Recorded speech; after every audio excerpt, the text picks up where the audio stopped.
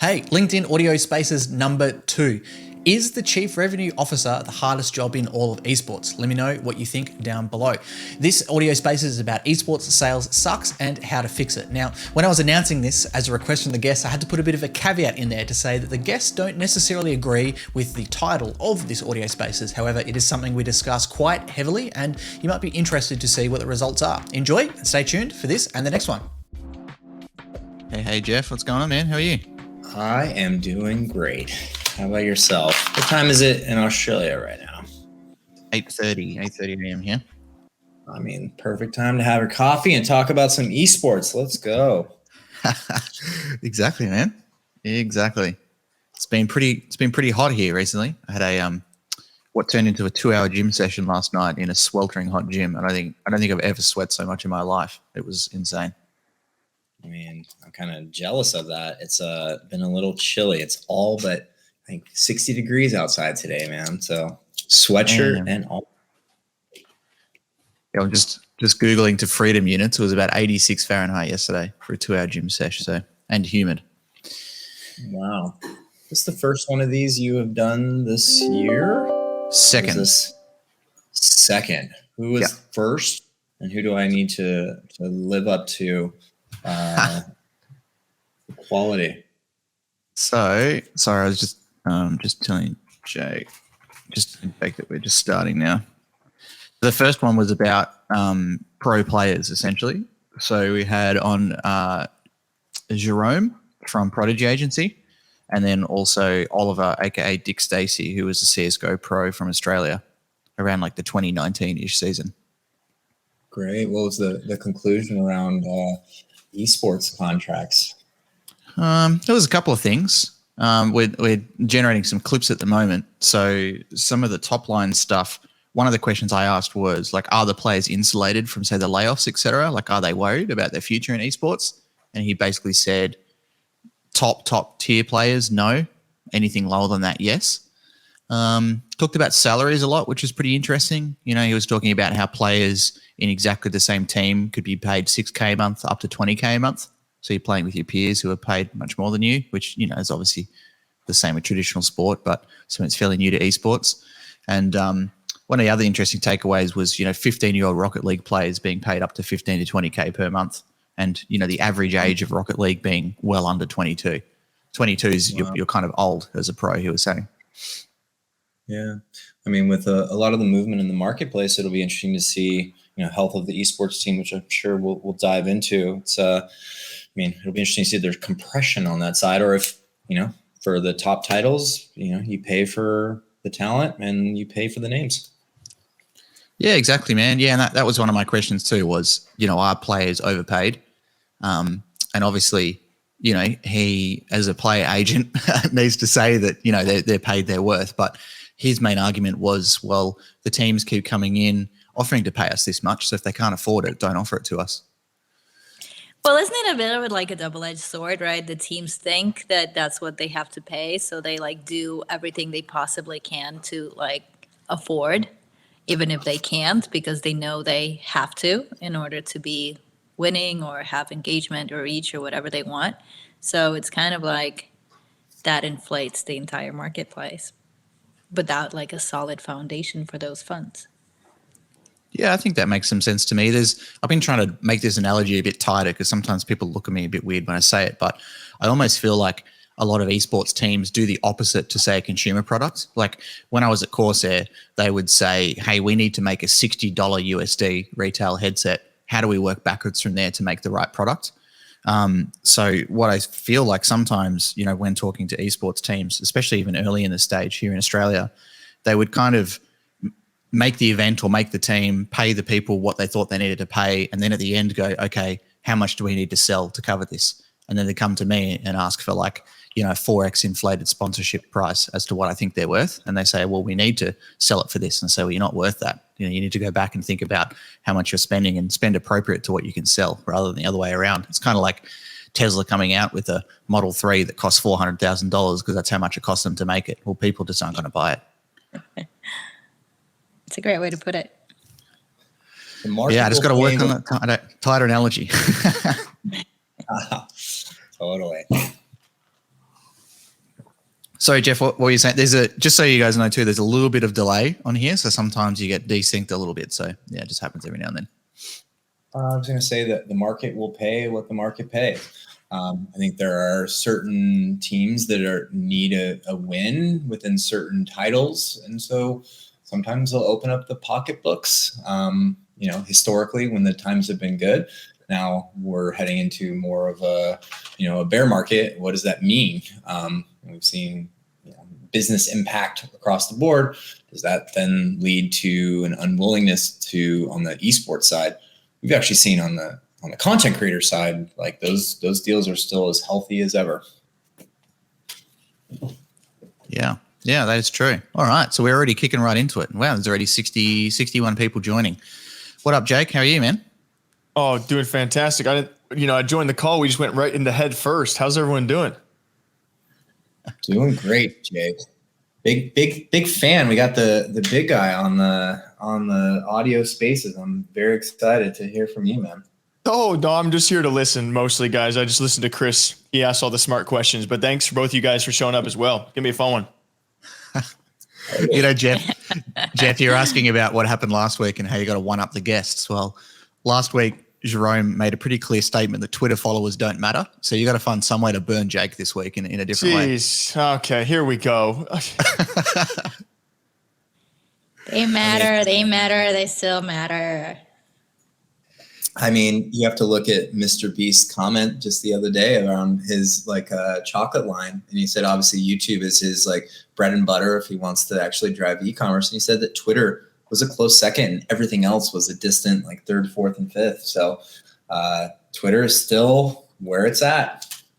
Totally. Right. That's because the thing is I was reading an article the other day that all of the brands who obviously initially said that they're not going to be, or they're reconsidering their Twitter strategies, they all stayed. The brands on the publishing side, anyone from obviously creators and influencers to Wall Street journals of the world, right? Who have super, super tight policies on everything. And then advertising brands on the other side, right? They stayed because they know that that's what drives their conversion and engagement. Yeah, I've heard mixed things on the conversion side, but All right. Another conversation for another day, I suppose.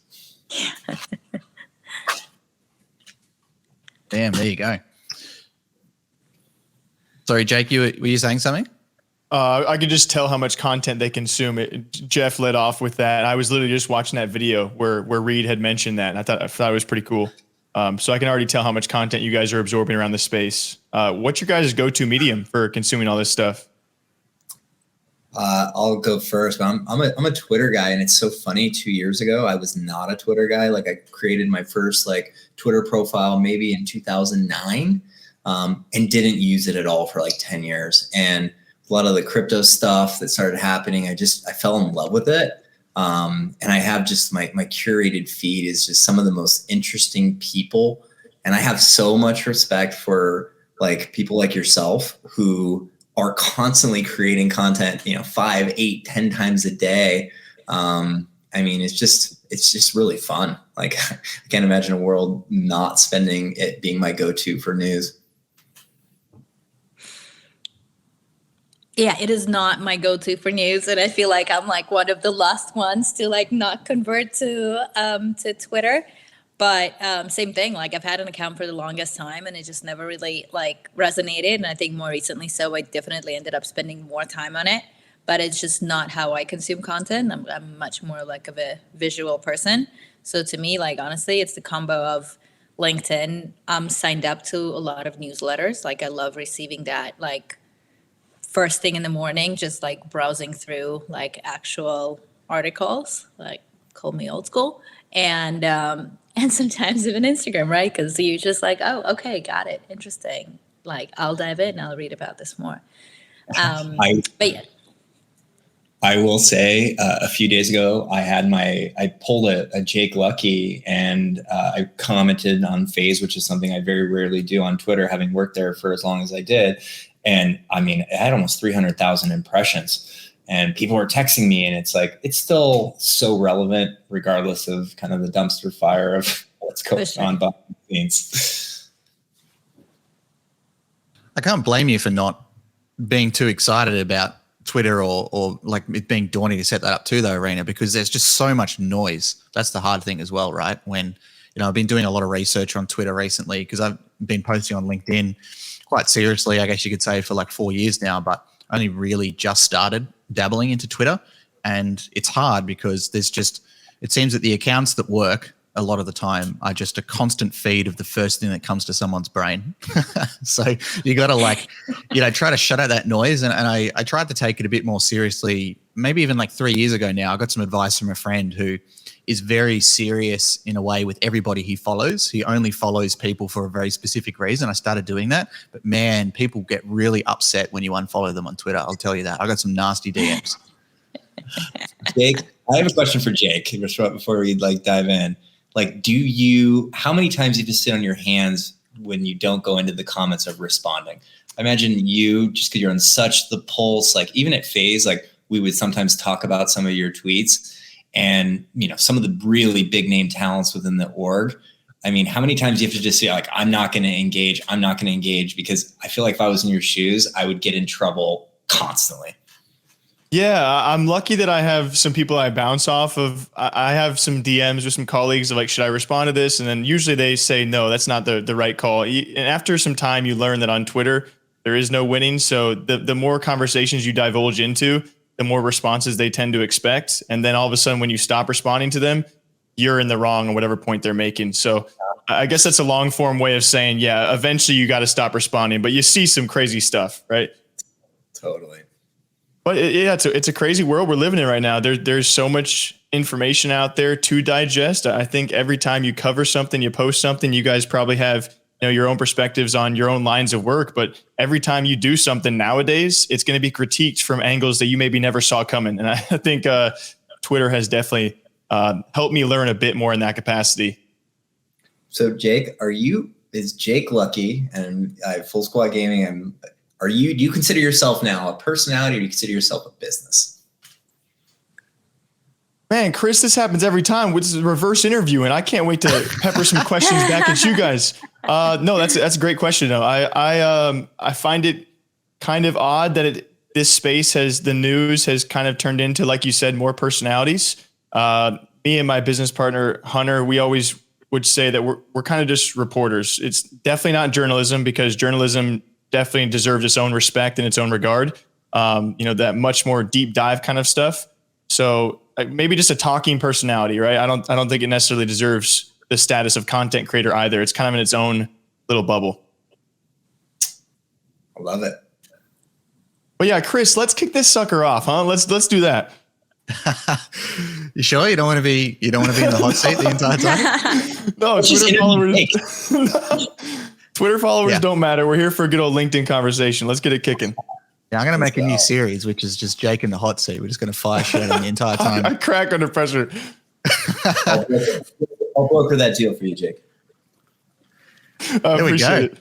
100K Jake, an episode. You're going to be one of the 2 people I'm now following on Twitter. So. Well, you might want to mute. You'll mute me in a matter of no time. I tweet probably way too much. So. God damn. So thanks to everyone for coming in. As you can see by the title, it's $100 million sold. Esports sales sucks and how to fix it. I had to make a bit of that caveat to say that, maybe some of the title or the thoughts or the things that I say, the guests don't agree with, but they're definitely something that I agree with. So I wanted to invite 2 people who I look up to in the sales space for sure. One being Jeff Pabst and the other one being Irina Shames, to have a bit of a chat today about their experience. So Jeff being the Chief Revenue Officer of FaZe Clan for quite some time, and Irina Shames, the CRO of G2 Esports as well, and just have a bit of a chat about where esports is heading. I think a lot of people have seen that a lot of CROs or a lot of salespeople in general have been furloughed along with content teams in a lot of these esports teams. A A lot of people have jumped ships to other places, and there's a little bit of a colder market at the moment. So it'd be interesting to talk about the positives of when esports is booming, how to make a sale and what goes into it, and then also some of the bit of the negatives. But I want to start off real quick, Irina, and just ask you, can you define for me what a chief revenue officer is? And the reason I'm asking is because I remember reading some Reddit comments about a chief revenue officer being furloughed from an esports team, and everybody was arguing in the comments about what a CRO actually is and does. So what's your opinion on that? Yeah, no, great question, right? Because I feel like it's so different in every organization, and I'm sure after that, I'd love to hear Jeff's point of view too. But I think historically, right, to your point, esports has been booming, right? And everyone wanted to get it. The brands wanted to get into the space. So I feel like historically, if there was this role, right, it's been very much about like managing the demand and then generating supply, right? Because the core of the business has been brands and brand partnerships. That has been the bread and butter, right? And a few additional like smaller merchandising, obviously, and e-commerce being another big revenue stream. But I feel like CROs have been historically really focused on just managing brand partnerships. And now that the space has changed, right? And there's a lot more hesitation about investing in esports and what it gives, not just from investor standpoint, what you guys have been talking about when I hopped on, but from brand standpoint as well. And whether those price tags are really truly worth it. So much of the CRO role is about defining strategy, is about building sustainable long-term growth, and not just working with brand partners, right? Like figuring out additional new revenue streams. And then when it comes to brand partnerships and sales, right, it's more so constantly figuring out what that offering should be. Yeah, I think the one thing for me, a lot of it like, is like brand product market fit. Yeah, I think that Irina kind of hit it on the head. For the success of any esports team, you have to make money. For your valuation, for growth, to fund a lot of those esports salaries that we were just referencing. So I've been a SVP of a company. I've been a VP of a company. I was a CRO at FaZe Clan for 3 years. I'm the chief commercial officer because I just wanted to have a different title, even though it's the same function. But chief revenue officers usually are one of the very few positions outside of the CEO that you work with everybody, right? You got to work with the esports side of the house to figure out assets that you have available. You got to work with the marketing side. You got to work with the content. You have to work with partners. And I think for me, it's really like bringing everything together with the purpose of finding growth. Some of it might be top line growth. Other might be products that you're introducing. But it's funny, like a CRO title 5 years ago didn't really exist. It was just like you were an SVP, and then a lot of sales guys who had really important jobs kind of just like felt left out. I know I did. Like, well, why do we have a CMO when I have an equally important function bringing in revenue? And so in esports, I think you're seeing more of these companies have diverse revenue sources, and as such, you need somebody to kind of quarterback it all, from building the team, doing strategy, reporting to investors, and ultimately finding growth. I would argue in this day and age, the CRO, these esports teams, is one of the most important positions. I think it's also why we've seen just a ton of movement. It's the hardest job in esports. I will just say that right now, especially with how competitive the market and what we're seeing from the economy. I mean, it is the hardest job in esports. I don't think there's a single CRO on an esports team that's been there longer than a year at this point. Can you maybe highlight or speak to some of the biggest difficulties you guys are going through in that position? I can hit it, and then Irina definitely chime in. I think, and I got into esports at FaZe. I joined in early 2019. It was like peak of Fortnite. Every brand was essentially coming in being like, hey, I have to do something in gaming. And esports seemed like a logical, avenue for them to get into the marketplace. But the market the last 2 years has been gangbusters. You had growth from your current partners. Like you would go to them and be like, hey, we need to increase our spend 50%, 80%. You would go to new brands and you would have bidding wars amongst certain categories within telco. I worked on a deal for crypto when I was at FaZe Clan, and we had 3 suitors. So we would use them as leverage. That is not happening as much anymore. And so we're really having to find growth through more creative business opportunities, whether it's doing media programs, it's going after working with game developers, it's squeezing out additional margin, which is something in esports that nobody really talks about. But like margin on these deals is a huge driver of, you know, net revenue that keeps the business flowing. So I'd say market conditions. I think also the growth expectations. Like if you're work at a big tech company, a mature business, if you grow 15, 20%, that's great. But like I talk to CROs across the spectrum in esports and they're like, I'm being tasked with growing 50%, 100%. When I was at FaZe, every year it was like, hey, we have to double. And when I left in beginning of 2022 from FaZe, the expectation, we were going to go from 18 to $45 million. And so there's a lot of pressure and also just a more competitive, challenging market given the economy. I think that's exactly it, right? That's exactly what Jeff said. And just caveat, I think 2 things. One, I don't believe that that's the case, you know, that hasn't necessarily been the case at G2. And then another caveat, Chris, I mentioned to you, I am no longer with G2. But I think what I'm similar to what Jeff has said, talking to so many kind of counterparts across the board, right? The challenge is the inflated costs, right? So if maintaining a team costs 3 times as much as it used to, right? And then the market is very different. So the investor base isn't necessarily as willing to just throw in more money into the pot to cover those costs without like a full understanding of like immediate ROI. The sales goals are becoming like unrealistic, right? You can't just go from, oh, because our costs are like 3 times as much, a target is going to be that, without going back to the core of the issue, which is the business model, right? Like it becomes a very unsustainable structure. Yeah, I would say like one thing, it's just like esports teams there's not a lot of automation. So you sell a sponsorship, you have to do a lot of work to support that. And, you know, like as the market has shifted a little bit, I remember the first time back in 2019, I was like, to work with us at FaZe, it'll be $1 million. And I remember being like, holy shit, I just asked for $1 million. There's no way anybody's going to do it. A year later in 2020, I was like, it's $2 to $2.5 million. And they were like, that's a lot, but we'll make it happen. And then I went in and we're like, hey, it'll be $4 million and $10 million. And people were paying it. And, you know, you have to do a lot of work to make the ROI work. But like you are going to see compressed growth rates where it's like people are going to say, hey, I'll do this deal, but I want a 40% reduction.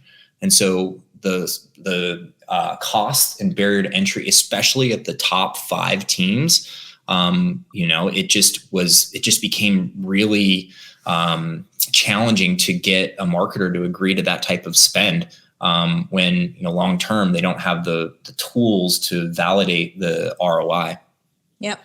Yeah. And I think the marketers are becoming a lot more savvy, right? Like if in the past they're like, oh, esports sponsorship, cool, I get it. It's just kind of like what we're doing in sports, right? But I think now, but since esports companies are really operating as digital media houses, right? Like the expectation now on ROI is very different, right? The partners are really diving into, well, what's my CPM and what's my conversion rate? What are all these things and all these checkboxes that they're asking from other like entertainment and media organizations, right? So that's why the marketing budgets are shrinking. The expectations in terms of delivery are very different, not just on the data and analytics and ROI side, but also on the creative as well, right? There's an expectation, hey, if I'm spending $2 million with you, at least, I don't know, X percentage of it should go into production and data studies and all of that stuff, right? And some of the esports orgs are not necessarily equipped to deliver that. But on the other hand, and I don't know what you guys see, but then the cost of running teams, you know, is actually, you know, still hasn't adjusted to this changing marketplace. So it's still inflated. And that creates a huge discrepancy.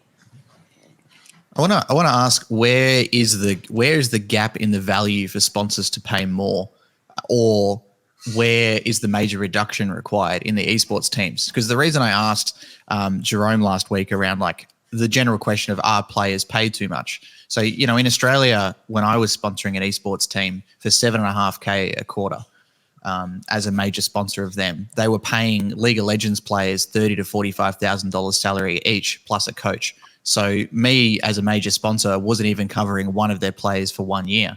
And they were having to spend that money because that's what the players were demanding in the market. And these are players with 200 to 500 Twitter followers who just simply can't recoup that cost. You know, there can't be a return on investment there. So maybe another way to ask the question is like, what's the breaking point here? Because I feel like personally in esports in the US, you just get 10x. You get 10x the money in, but also you get 10x the money out. So everybody's losing money just at a different scale. Having come from phase where we were losing $35 million a year, it was always going to be challenged to find like a break-even point. Now, the thing that has fueled esports growth has been the valuations, right? Even traditional sports up until about 5 years ago, before a lot of the media rights deals came in, a lot of teams were underwater.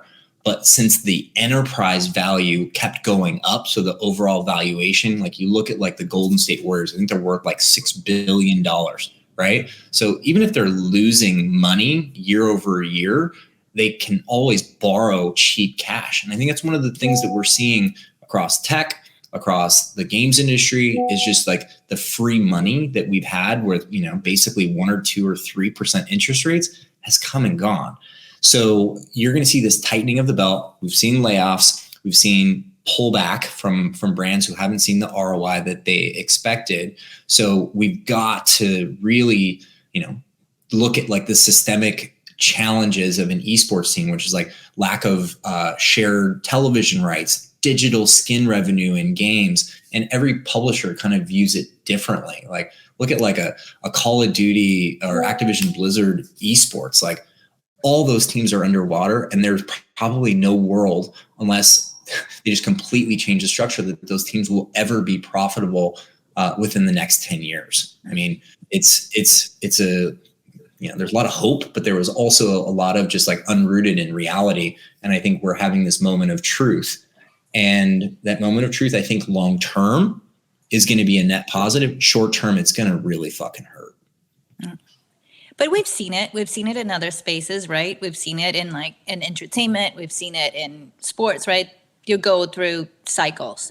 And I think this is just a maturation of the esports market, and just alignment, right? In terms of value, in terms of offering, in terms of everything. But I do think that one thing that really hasn't changed for all the esports orgs is the fandom around them, right? And it's one thing that they have going for them. And it's one thing that if they leverage and figure out well, that's what, you know, we were talking about Twitter and why people are still on Twitter and why Twitter is still relevant, right? That's because there is audience there. And there are a lot of brands who don't own, and platforms, whatever, they just don't own audiences, right? Like in a real way, even though like on platforms, you know, there's the engagement, but they need content, right? And that's what esports offers. So I think from that standpoint, Jeff's absolutely right. It's like refiguring out all these different stakeholders. Yeah, Publishing, right? They have to figure out. Sorry, go ahead. Yeah, I would just say like you use the word like fandom. The one thing I think in esports is like, I think you can be a fan of the category, but like, am I going to be a FaZe fan for 10 years?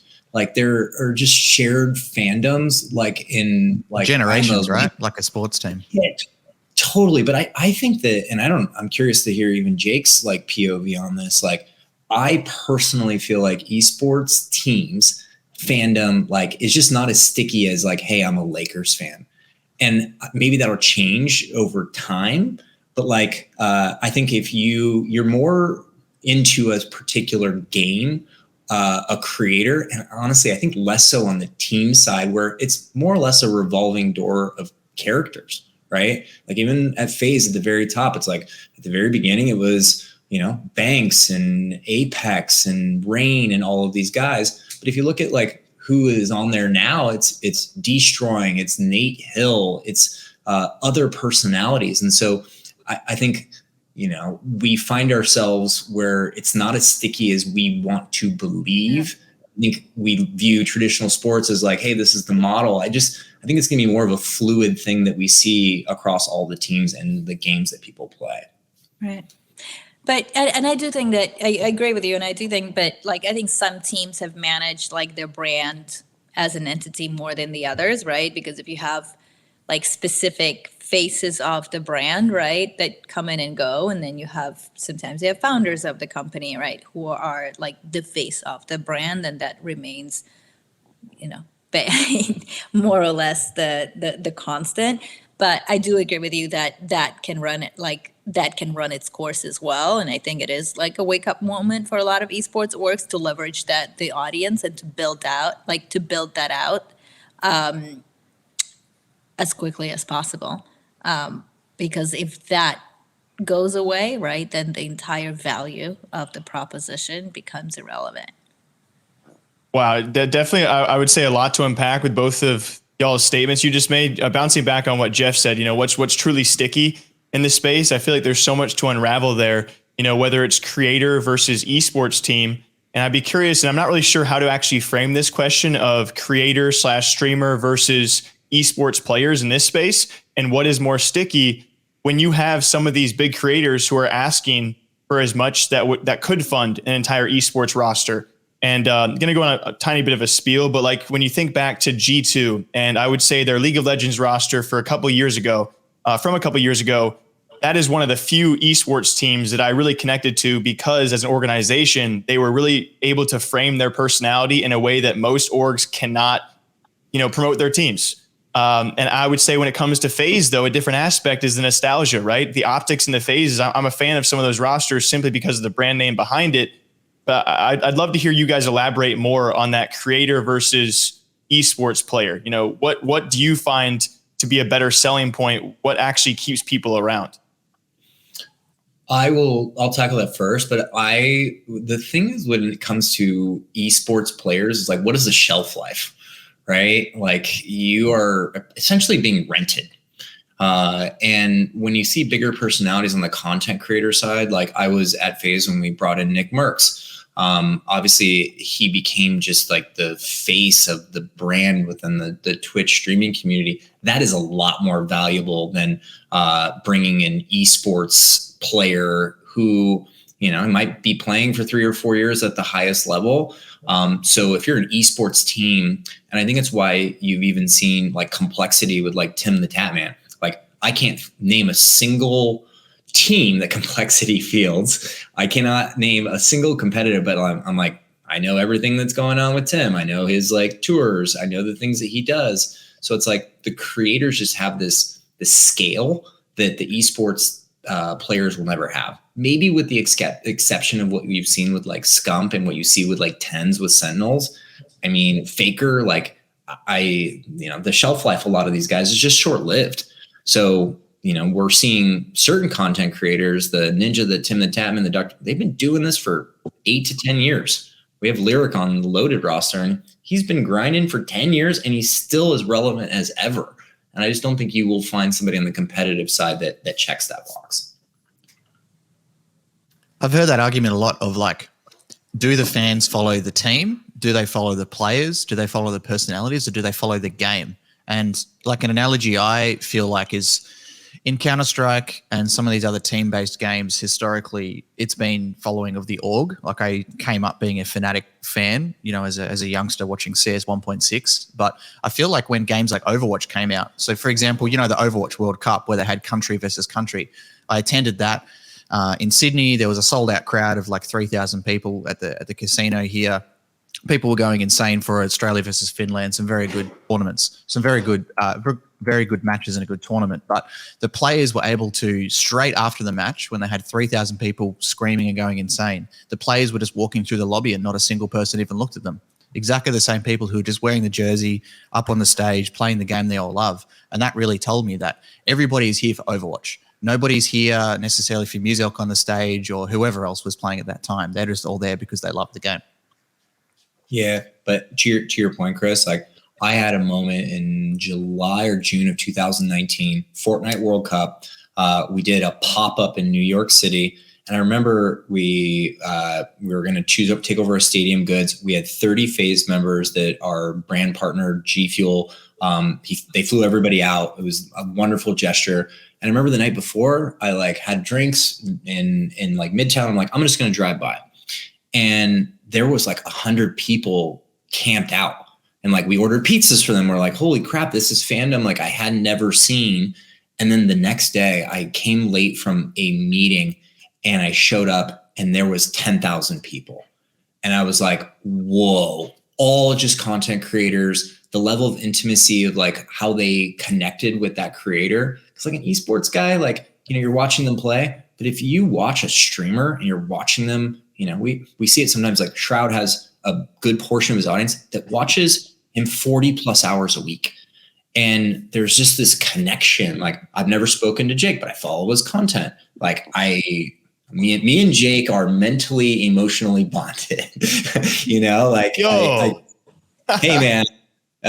But you know what I mean? Like there's just, you get to know people, especially you might be internet friends, but that connection's real. And I think that's the beauty of the space that we're working in, and what gives me just, you know, gives me energy when I'm, you know, feeling a little bit down with some of what's going on in the marketplace. Oh, you can feel that passion, Jeff. It's really awesome to even listen to you talk about it. Yeah, and you know what? I think what was interesting, right? Like G2 never had like big creators aligned with the brand, right? Like never really built the roster. And same thing, like I've gone to events and you know, like I'm newer to esports, and I was just mind blown how many people were just swarming arenas, like being so like camping out, all of that, like being so passionate about the brand, right? So what I honestly think, like looking like future forward, is the orgs kind of need to figure out like their specific voice, right? Like Jeff, you follow Jake, and Jake has like a very, very specific voice and point of view, et cetera. So you know what you get from him. I think with orgs, like, and especially I think some of the orgs, maybe more so in the US, right? Like, and we're here talking about it, had very, very large creator rosters. So I think then it's a cool thing, right? Because you have the reach and you have like that scale. But ultimately then your specific like voice when it comes to like being the org is a little muddied by so many different people representing it. So I think when the org, because I think the difference like esports to any other sports is that it is social first, right? It is content first. So figuring out what that voice is builds that intimacy and can build that brand, a larger scale brand long term. But I do think that it's also one of the things that orgs need to figure out. And especially like you guys know this, right? Like so many orgs that have very large creator rosters. The question is like, as creator economy is becoming so much bigger, right? And creators are becoming more like bigger and more in demand as well. Are they staying truly loyal to those orgs, right? And we know like some of those contracts are coming up, and you know the question is like what's going to happen, right? How many of them will stay? How many of them will go? How many of them are becoming? And that's the question that, you know, Jeff asked at the beginning, like what do you think of yourself or your personality, are you a brand? But so many of these creators are becoming brands on their own, and the question is, do they even need an org alignment moving forward? I think that they want the checks.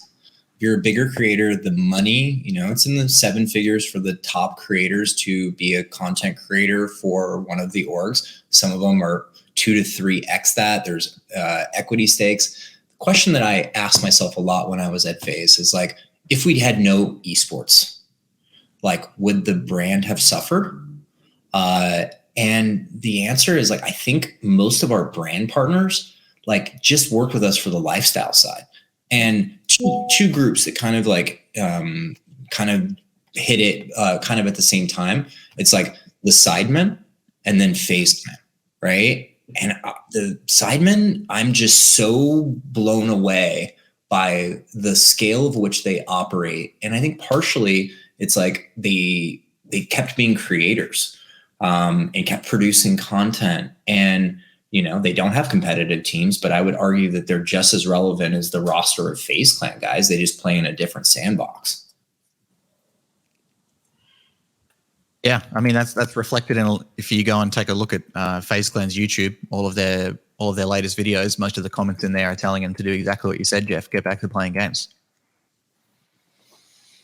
But when you have a lot of money and somebody pays your rent, like, I mean, all four of us on this call, like we have bills to pay, we need to make money. But in certain instances, if you have like, you know, not all creators want to work hard. I think that's like the big kind of takeaway of everything. Yeah.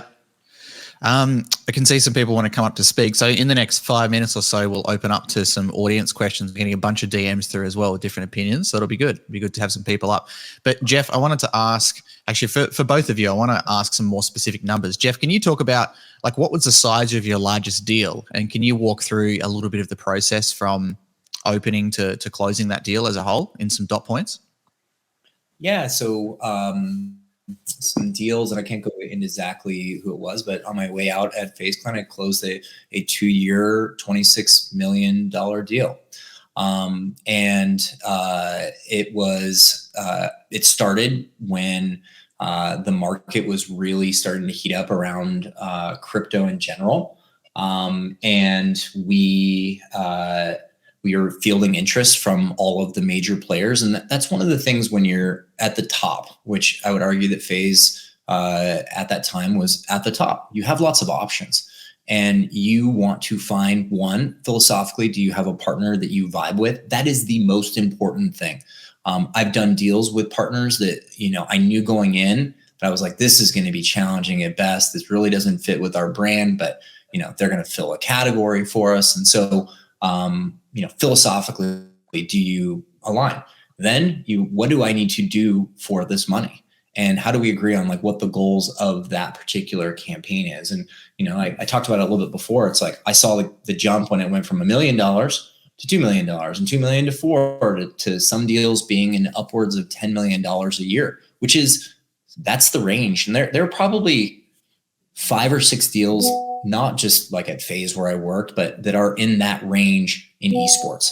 And, you know, but if you have to have 10 partners, you're diluting your value. And I think one of the things that I think it's really interesting, like brands in gaming all have a tendency to go towards the same talent or same esport. And I would argue an org that has 10 partners is going to have a really hard time with like making the math work at the end of the day when a client's like, hey, did this pencil out? Because you're splitting your inventory, you know, across a whole variety of partners. And to be honest, like nobody's getting love. We work with Sentinels, and Sentinels is like a team that I just love, but they're not inundated with like 10 partners. And so their partners are front and center in everything that they do. They're part of their social, they're part of their content, they're part of their priorities. And brand coming into the space, I would almost say, look to find those diamond in the roughs, even if it's not a top 5 team, somebody that will give you love. I know it's a long-winded answer, but 2 years, $26 million was the deal that I worked on right before I left. Same thing. I think it's hard to to disclose numbers without stepping into like some of the like super confidential stuff. But yeah, I think the reality is there's been really big deals in the market. I do think that and I have seen, however, more recently that changing and brands saying, hey, we know we have less than what you're asking, but we are expecting all the same deliverables and, sue us or walk away if you're not into it. So I think that, to me, it's not about the size of the deal, but more so how do you deliver against the budget that is that is in front of you that's cost efficient for you as an org and has the right, to Jeff's point, top line versus like has the right margin. And then on the other hand, to support the business. And then on the other hand, how do you, when you have to take 10 brands because your business is expensive, right? You have to open up your categories and consider some categories that might not be like the best possible fit. How do you deliver against that? I think that's a huge issue. So I've seen both and I've done both. And, even before G2, I've negotiated and managed some of the biggest deals in the market. But on the other hand, I have seen the budgets shrink as well. Nice. All right. Well, we got some people wanting to come up. Man, I'm getting a lot of DMs of people not agreeing with some things. So I've asked them to come and challenge us. There's one thing, there's one thing that you see on LinkedIn, which is the opposite to Twitter, which really does shit me a lot of the times, is that there's so much toxic positivity on this platform where people will just say, fantastic job, that's amazing, I agree, like every single time. So I'm really hoping some people will come and challenge us and give some different perspectives. I think this platform really needs that. So open call out for anyone to come and disagree. Come and throw down up the top. Anything else you wanted to ask, Jake, before we pass it off to any questions in the audience? I think we can hand it off to them. I got a couple on the back burner, but I think, we'll let them ask first. All right. Just trying to bring up Craig. What up, Craig? Must be pretty late for you, brother. How are you? Yeah, it's getting 10:15 p.m. So, but good show so far. Thanks for organising this, Chris. It's interesting as always. But yeah, I guess my question, guys, in terms of I think the longevity and the profitability of esports is definitely coming into question now, and it's under the microscope a lot. And a lot of people have kind of questioned the similarities between traditional sports and esports and how those models are similar. We've spoken about fandom, we've spoken about audiences. Do people just watch it because they like the game, or do they like the teams? And I'd love to get some of your guys' views on what I feel is a bit of an elephant in the room, which is broadcasting rights. And when you look at big traditional sports, internationally, those guys prop up a lot of those ecosystems in terms of, Sky Sports, for example, in the UK, and soccer, and football, the money that they put into teams playing in those games and in those traditional sports titles. That's where a lot of that revenue comes from. And is there an opportunity here for developers, platforms and teams to work together to really figure out broadcasting rights to help esports more sustainable? If gamers and esports fans are happy to put multiple.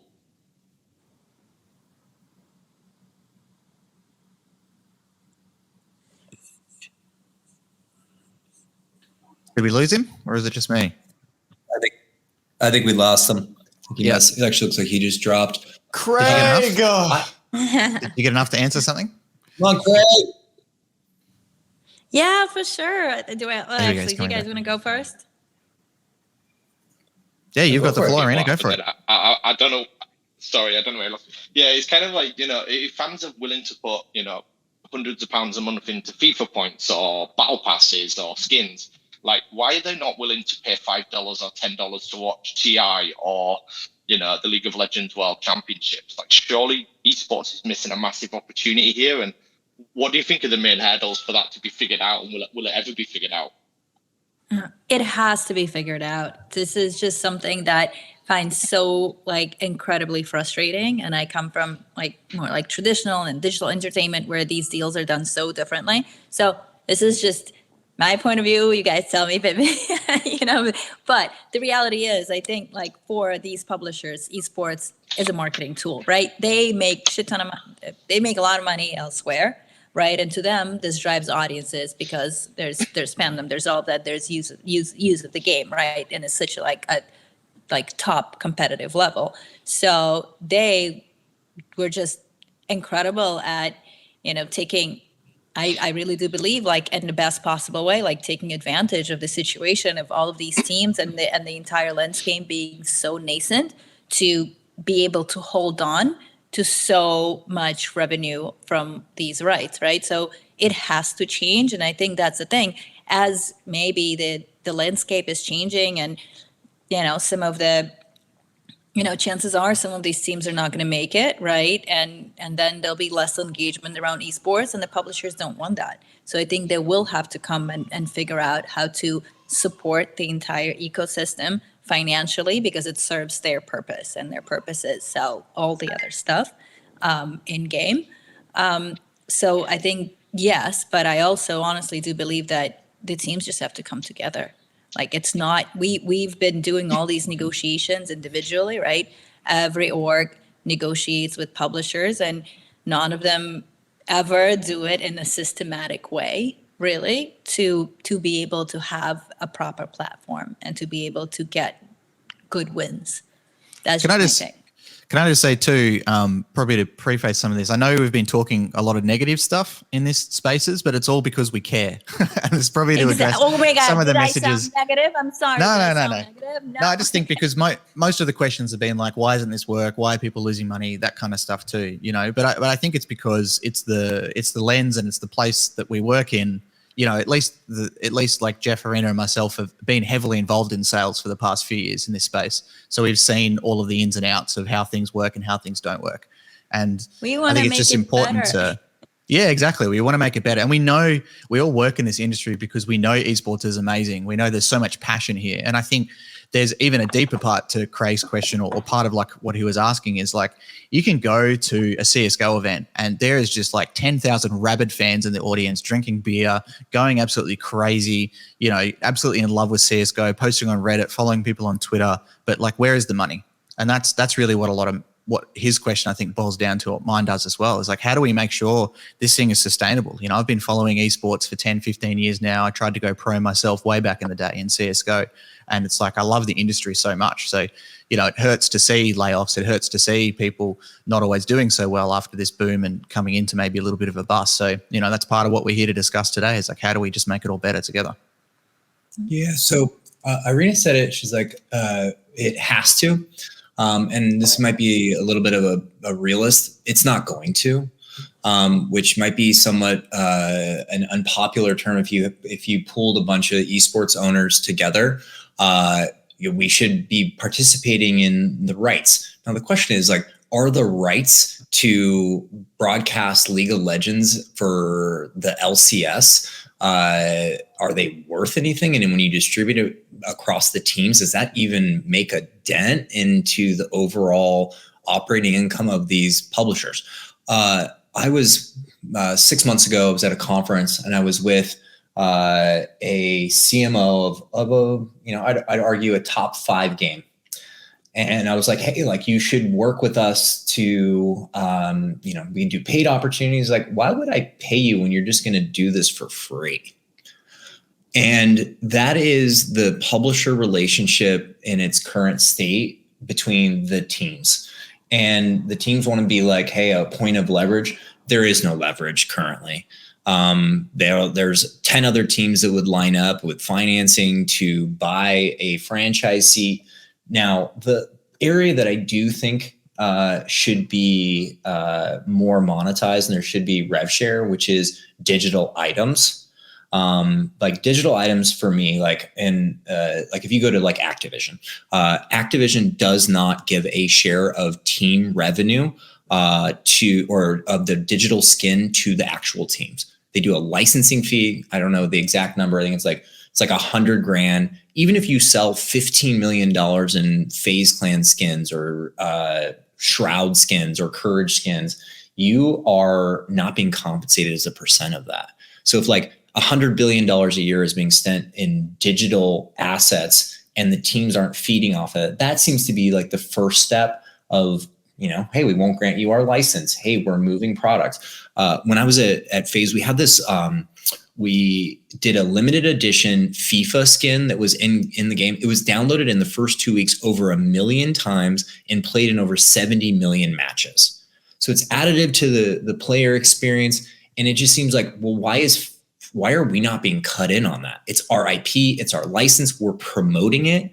And publishers, I think, might be one-sided and selfish. why would they give a rev share? Like it just, in this current state, like not a single publisher has really stepped up to the plate and be like, hey, we're going to completely rework this strategy, which has made, the teams super reliant upon raising more money. They're burning cash, and a business that's largely predicated on sponsorships. So it's not all doom and gloom. It's just the current structure of OpEx like just got out of hand. Like 100 Thieves had 250 employees earlier this year. Like that is a huge, machine of salaries that you have to support without a model that is, completely ironed out with how money will be made and how you're going to support that long term. Here's a quick answer to Craig's question. I think, and I don't know how it's done, at least like some of the orgs that I know, in terms of negotiating those rights, that's the CROs who should be doing it, and maybe then the structure will change, because ultimately, like I know, the orgs that I know, they actually have the esports teams lead those negotiations. Yeah, it's probably a good observation that you bring less of like the team folks who are responsible for a competitive play and bring in more of the business folks. It's just, you look at the bigger teams, like on average, how many teams does like Cloud9 have? Like 14. Liquid has 12. I mean, I'm very curious if any of them actually break even, and my assumption is that none of them do. What's going on, Sasha? How are you, my man? Welcome. Hey, everyone. Thank you for hosting this event. All good. Can you hear me all right? Yeah, man. Yeah, go ahead. Awesome. Yeah, thank you. So I'm the co-founder of the esports organization Method. So this is really close to my heart, what's been talked here. I'm glad you guys addressed the elephant in the room, which is essentially, this all boils down to media revenue, especially media rights. And ultimately, like every revenue stream in esports, it's fully controlled by the game IP rights holders, so the publishers and developers of the games that we're active in, right? So my question here is, how do you guys ever see a future where we can have an equitable ecosystem here, given that there's the ultimate power with the publishers? You guys mentioned negotiating, but it's basically like negotiating with a dictator, and a dictator whose primary product is not even esports, it's a games, right? So for them, as Irina mentioned earlier, just a marketing tool. I don't see a future where the publishers would ever say we're giving you an equitable piece of the media rights revenue that we're generating with esports. And quite frankly, I don't see any other solution besides that power that publishers have has to be diluted, right?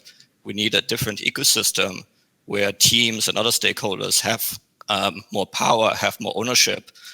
So what's your guys' opinion on that?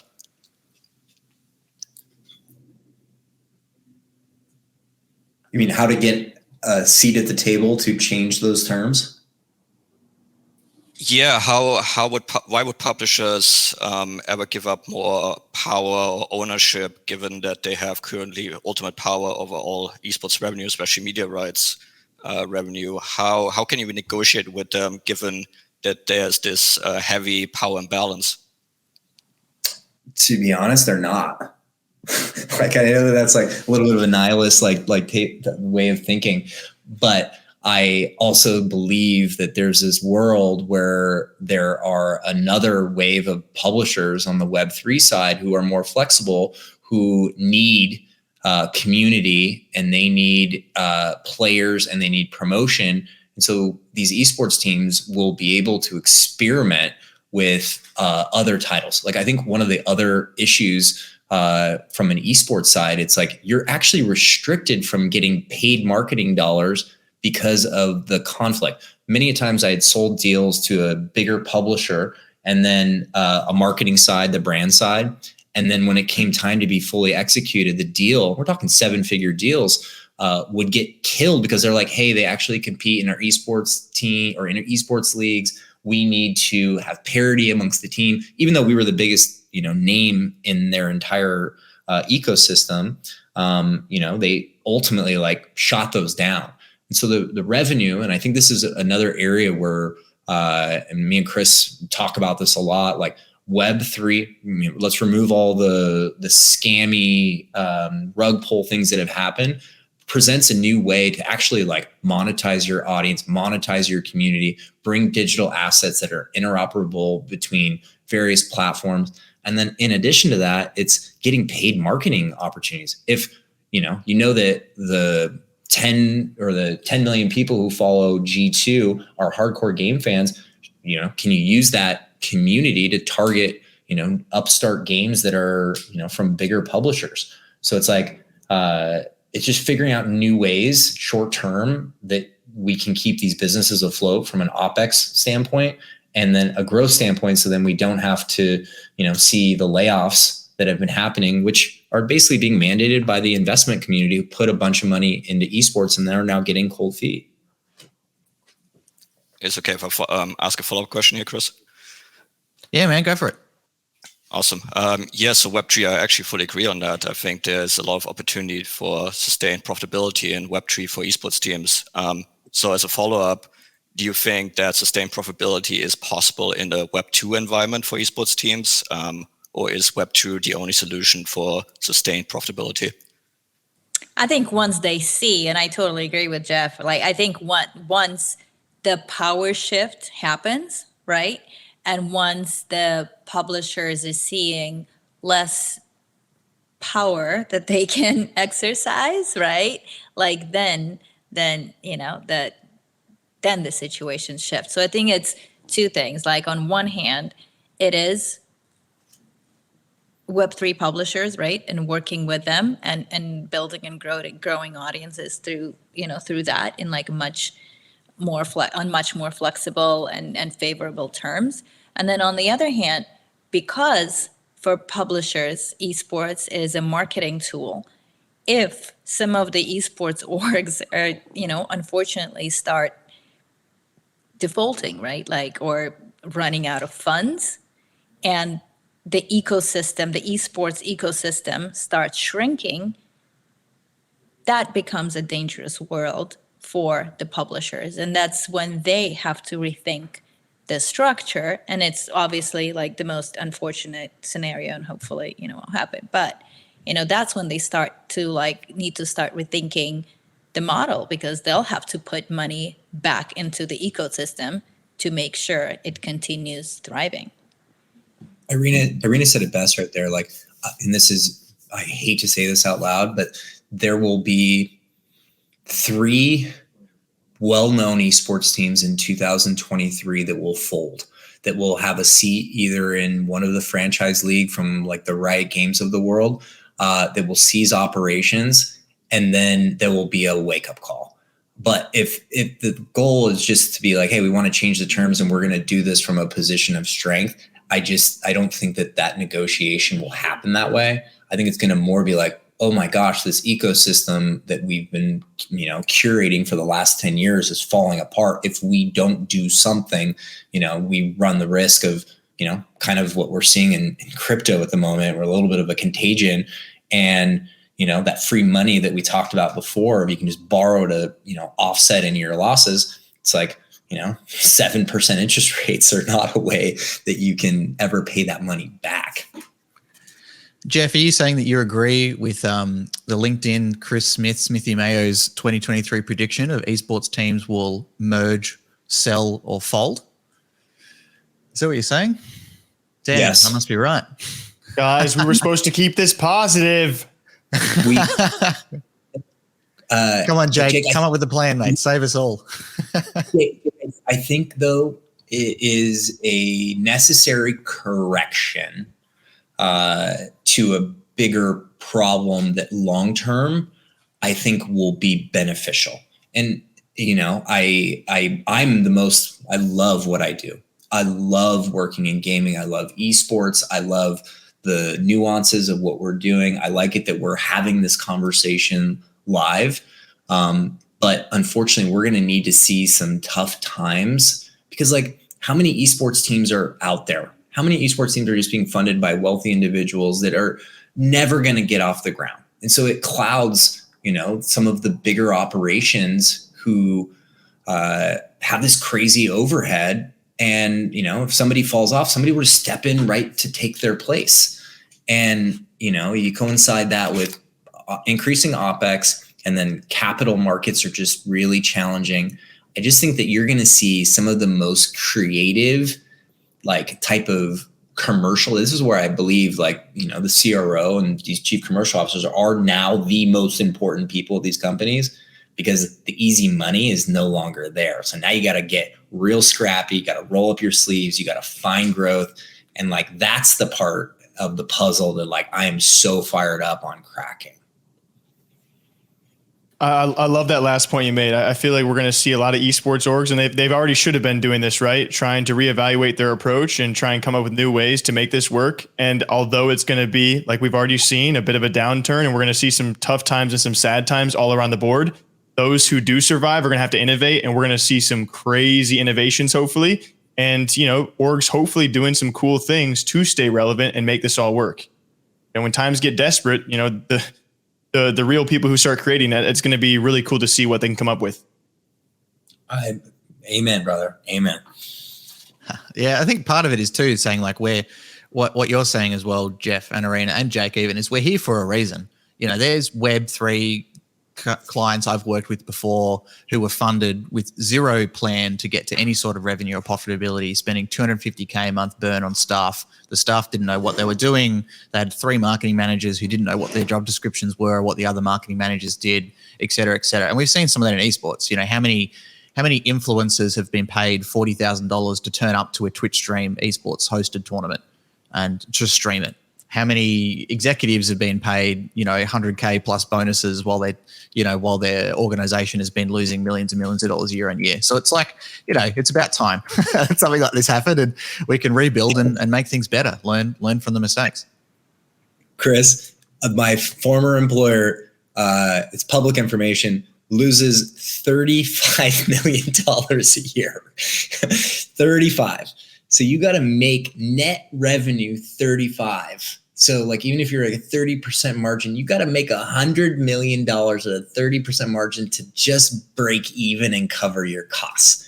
That shit doesn't add up, So I think this fuzzy math that we've been okay with, this is all going to be a net positive, because it's going to change behavior, and it's the only way to make this work long term.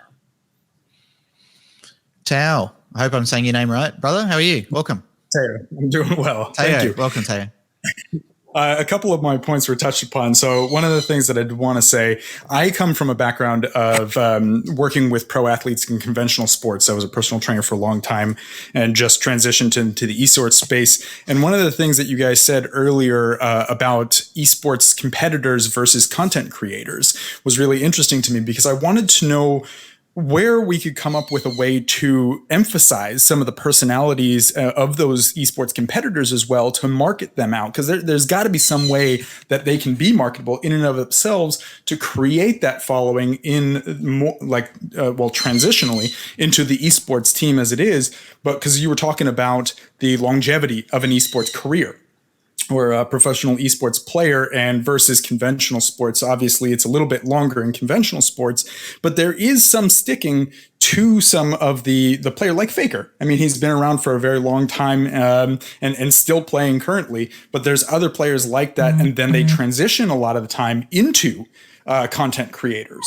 So how is there a way that esports organizations can work to market off the pro players like that, to gain more of a fandom and to get some stickiness?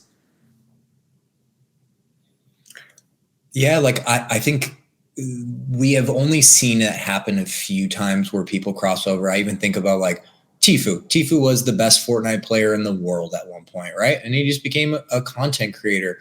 So orgs by design are supposed to help. And we saw it, we had a talent, Zuma, who was arguably one of the better Call of Duty players on the FaZe roster. And now he's a content creator and he kills it.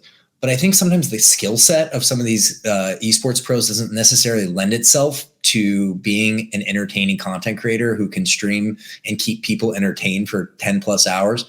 I find that they're a little bit more wired, like a traditional athlete, to where it's They might not talk all that much, but they're insanely cracked at the game that they're playing.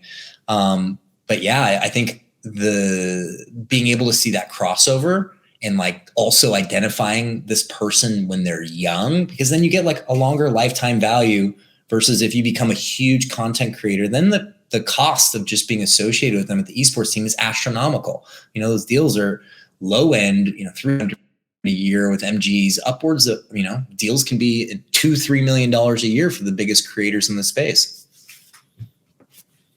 No, and thank you, Jeff, for that. The other thing, and it kind of goes into that point, is I think we also need to find, as an industry in a whole, a way to build a better pipeline for esports competitors and content creators. Because, I mean, as far as I played collegiate League of Legends as well through my entire tenure in my esports degree that I just graduated from. So, but the majority of players or the pro players are leaving the pro scene and then going into CLOL, getting these full paid scholarships and whatnot, instead of the opposite way around.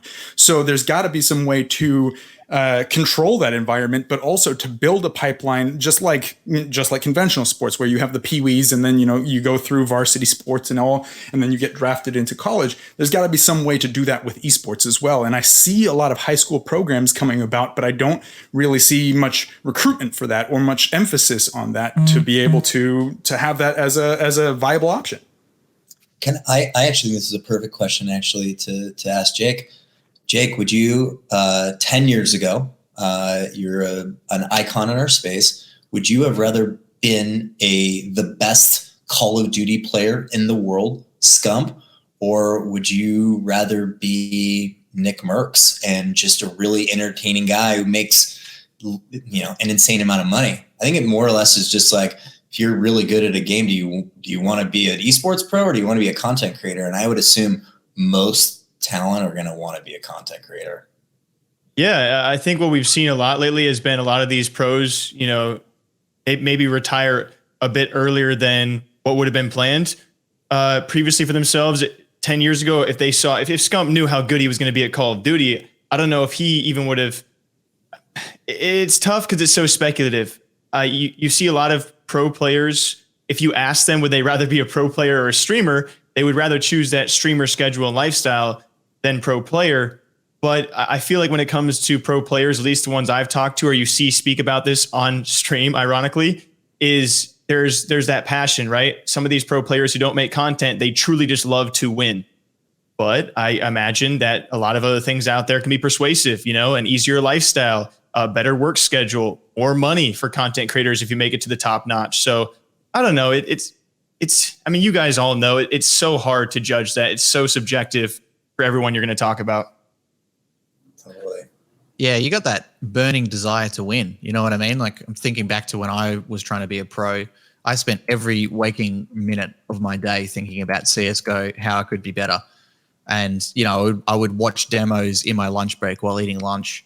I would get home, you know, do a quick session in the gym and play every night till like 11 p.m. I'd play every Saturday and or Sunday. I'd play, you know, wake up at like 10 a.m. and play until 9 p.m. nonstop, just with like that burning desire, that obsession, you know, that you need to become the best. And I was not anywhere near the best in Australia, let alone in the world. And I think after a while I burnt out from it. And then, yeah, I thought about, you know, being a commentator. I got offered some overseas commentary gigs that didn't really work out because, as you guys know, in esports, it's, hey, we need you in London in 3 days for a 2-month stint, which just doesn't work in the real life of visas. But yeah, it's a hard task. But you see some people transfer, right? Like Shroud's the most obvious example, kind of going from pro to content creator. But yeah, I mean, a lot of people just don't want to. You see that with most of the Dota pros that I talk to as well. Privately, they don't care at all about streaming. They don't want to. They just want to win TI. That's all they care about. They don't care about a $10,000 sponsorship. They don't care about a jersey. They don't care about an esports team. All they want to do is win TI. It's the only thing they care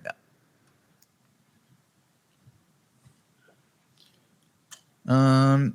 Got one more question, I think we got time for.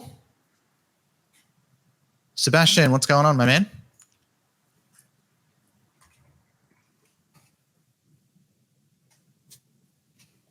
Test. You hear me? Hey. Okay, first time I use this stuff, so forgive the delay. It's less of a question. I just wanted to make some additions, and of course, you guys will talk about it. But before I say something, I also wanted to take maybe a bit the panic out of the room for many, because we're all aware of how the last few years have been. There's a lot of bad stars aligning for this industry, right? 2 years pandemic, for some countries even longer. We have a war in Europe with the whole esports scene, the CIS breaking away, recession, lots of layoff. The crypto winter just comes as a bonus on top, taking a lot of things out. The VC winter comes, right after. So a lot of what we see right now is just an already sick man just getting a second infection, and that's why we see a lot of problems maybe a bit more apparent. But it's also a good wake-up call. In a time when big companies, lay off thousands of people, we are still standing in esports, even though, of course, we're suffering as well. A few points I wanted to bring in, which you guys haven't covered. What I also believe is in esports, we're really lacking good HR in terms of sales and business development. It's a problem I've been having myself in my companies for many years, which is based on the fact that the heavy hitters, like, for example, Jeff with a portfolio of 10 or more years in other companies, in sales and everything, with a good track record, existing network, they often don't come to our industry because it's not too attractive, right? You can just hit way bigger checks and commissions and base salaries in other industries. So there needs to be a base passion to even change over to esports.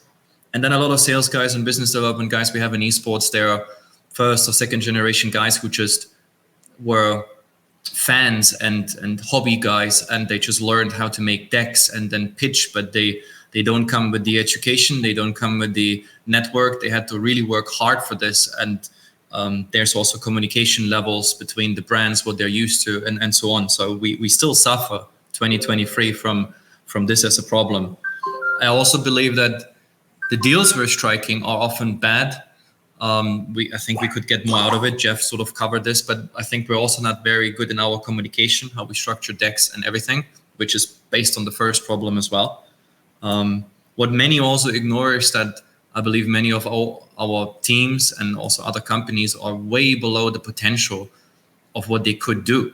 I'm surrounded by about 200 players frequently, especially now after the Russian invasion. So lots of players that I help currently, and I see how undisciplined they are, how rarely they do their own media, how the team rarely supports that. It really depends which team. Some teams are really good with it, some are medium, others are really negligent about it. So many teams should not complain because they're just not at their full potential. I also see in esports another problem where there's actual bad venturing.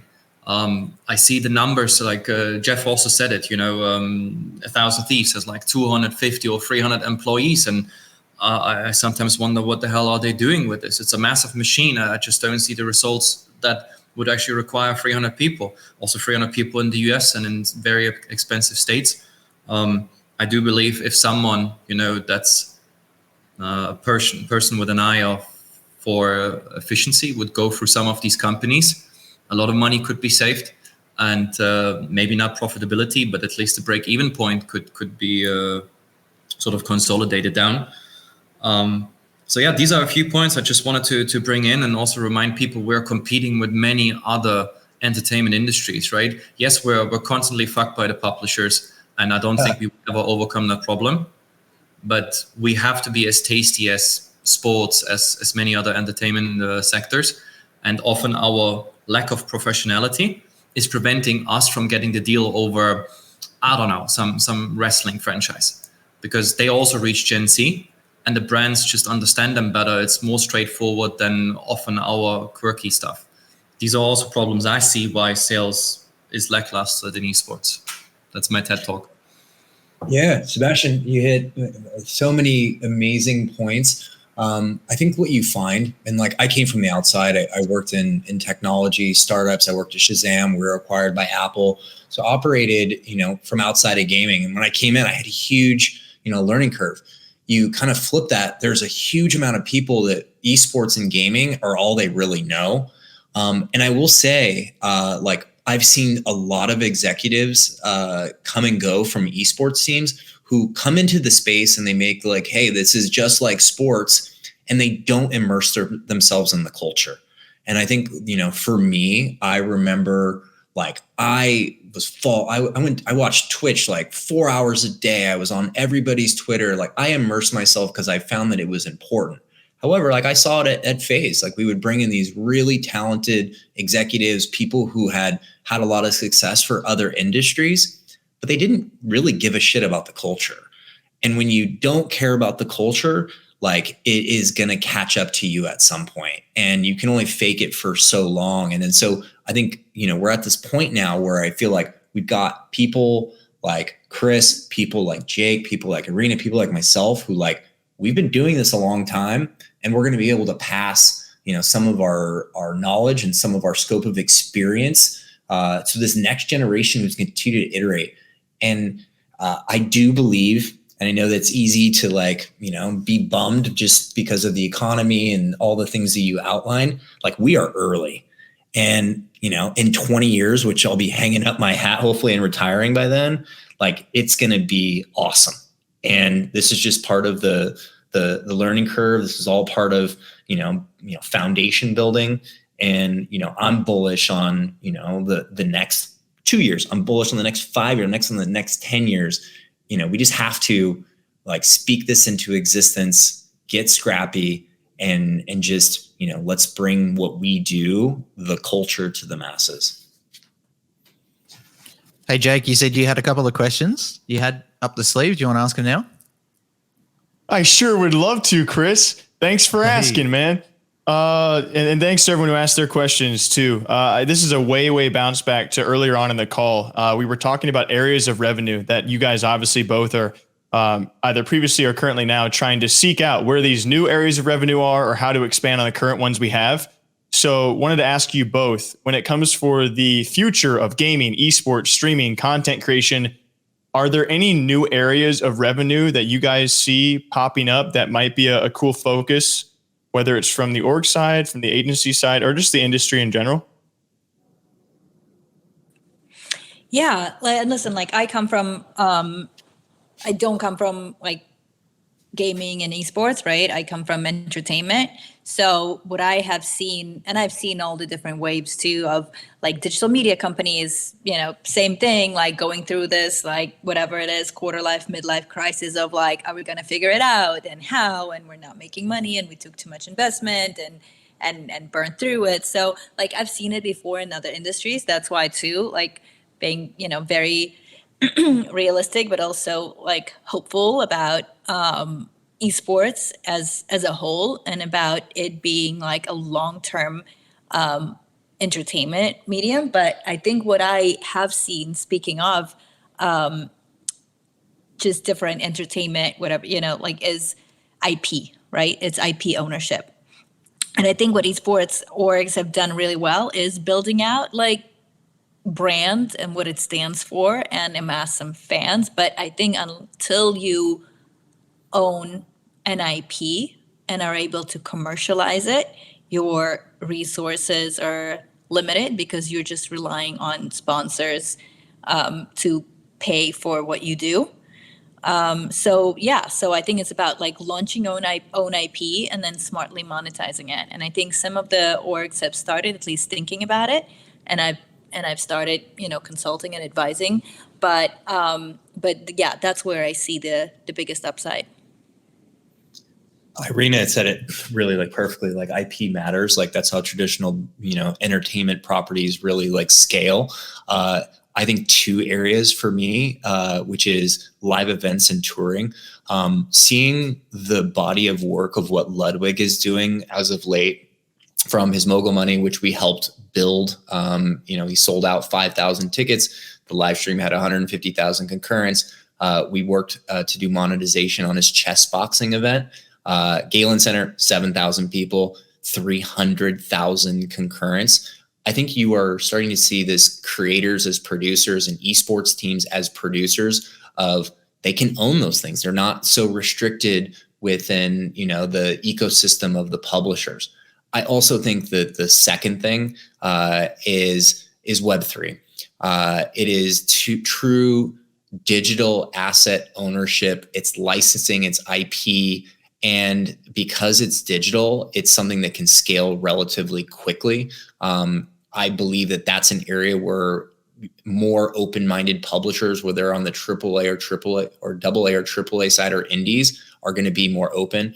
We just announced yesterday that we partnered with a developer called Captain TV, and we brought a racing game, and Ludwig is a part of it. Quarter Jade's a part of it. They're going to help with the development of the game, the marketing of the game. They participate in the upside.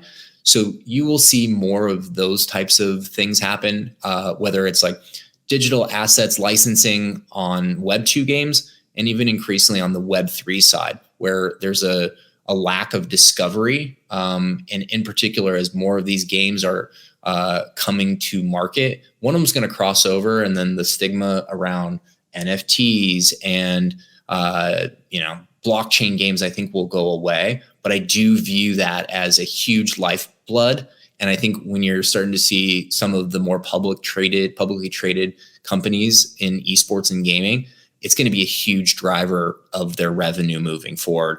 Like licensing, I did a deal with Zuru, which were blasters, like Nerf like guns, and it turned out to be one of their most profitable things that they had worked on and sold in Walmart and Target and Amazon. So it's like, especially if you have a brand, you're going to be able to, just like Nickelodeon with some of their properties, you're going to be able to do the same thing, whether it's your team or it's creators underneath it.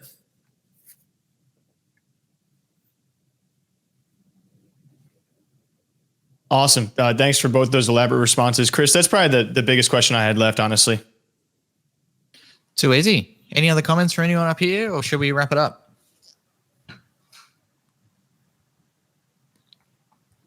I think we've obviously discussed everything there is to discuss. Esports sales has been fixed. We're all billionaires. Let's go. Looks like you got one more there, Chris. Oh, we got one more. I'll have to make this the last one because I know we're all busy. Hello. Hey, mate. How are you? Chris. Yep, we're doing good here. So I'm Dio from Indonesia. I will go straight to the point. Thanks for organizing this, Chris. So for Jeff and Irina Shames, how do you see Southeast Asia as a potential future revenue or commercial source for global esports? Names like both of you are currently doing, and is there going to be any breakthrough in merchandise as a new revenue streams? Yeah. Well, I think it's such a passionate and such a passionate and engaged and active audience, right? So I think one of the things, and that actually goes back to revenue streams, and Jeff already touched on it with Nickelodeon. One of the things that these companies have been, entertainment companies have been really successful in is franchising, right? And like underwriting. I remember when I worked at CNN, we had a CNN cafe in Abu Dhabi, right, as an example. And we've MTV too. When I worked there, we started franchising channels, right? And it was a channel in launched channels and actually specifically Southeast Asia, which have been incredibly profitable entities. So to answer your question, I definitely think it's highly valuable audience, and I do think that that's something that that orgs should consider, even if it's from franchising perspective. Yeah, like we at FaZe, when I was there, we launched a Thailand operation, and it was part of our rollout in the territory. You have a lot of these esports teams that a lot of them are North American based. A lot of them are actually based in Los Angeles, but they have global fan bases. When we used to do data, we would look at like roughly 40% of the FaZe audience found on our socials was coming from abroad. So to grow, I think you're seeing a lot of it has to do with like traditional soccer teams. Like Manchester City has a huge operation in Asia because they want to tap into that fan base. And so as the teams hopefully continue to get larger, they're going to look at expansion opportunities to be, even look at like Brazil, right? Like, and what has happened in Brazil in the last like 3 years in esports is just nothing short of, they have arguably like the best fan base globally. And I think, you know, a lot of the orgs view Southeast Asia, Asia Pacific, primarily around the mobile esports side is just, you know, it's going to be a huge growth opportunity. It's just, you know, how do you enter into that market without just trying to, you know, take your Western North American brand and just like force feed it into the market. So I think you are going to see some interesting collaborations, you know, throughout Asia Pacific and in India in the coming months, especially as everybody's just needing to find growth. Awesome. So good answers all around. So Jeff, Irina, Jake, thanks so much for coming on. Hopefully we've, like I said, hopefully we've sold esports sales today. And, you know, like we said, it is a bit of a negative talk, but that's where the industry is. And we all see the value in esports. So we just want to make it better together. Let's fucking go, guys. Cheers. Thanks for having us. No sweat. Thanks for coming on. Thanks everyone for listening. We'll be launching these or posting the recordings of these on our YouTube and our podcast feed as well. So make sure you stay up for that and have plenty more of these spaces coming. If you want to be a guest, hit me up. Let me know what you have a burning desire to talk about. I don't really have an agenda for most of these spaces. I don't really have pre-prepared questions or anything like that. Really, I just want to talk about some interesting things with some interesting people in the whole wide world of gaming, esports, AI, Web3, whatever you want to talk about. So if you can pitch me an interesting enough topic, I'll invite you on and we'll shoot the shit together. So thanks everyone, and we'll see you again soon. Cheers, guys. Thank you. Bye.